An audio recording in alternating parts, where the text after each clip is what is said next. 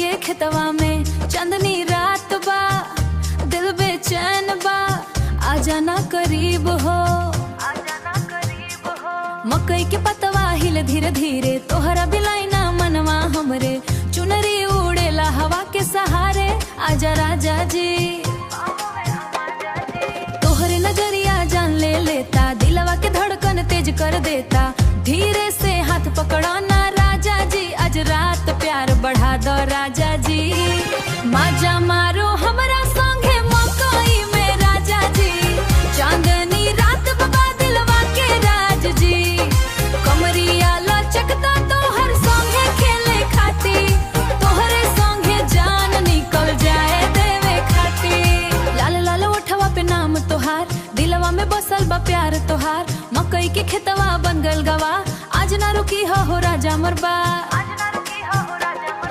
DJ बजेला दूर गाँव के में हम खो गईल बानी तोहरे साथ खेले में, धीरे धीरे नजदीक आवा राजा जी, प्यार वाला बात सुनावा राजा जी। माजा मारो हमरा संगे मकई में राजा जी, चांदनी रात बाबा दिलवा के राज जी, कमरिया लचकता तोहर संगे खेले खाती, तोहरे संगे जान निकल जाए देवे खाती।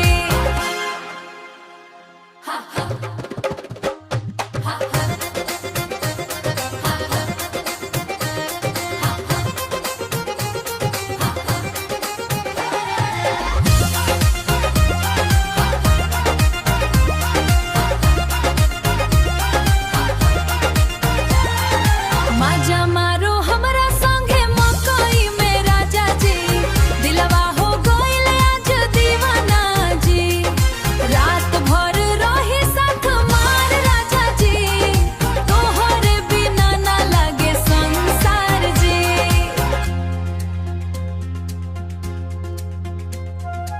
ए राजा जी, ई प्यार हमेशा याद रही, मकई के खेतवा में बितावल रात।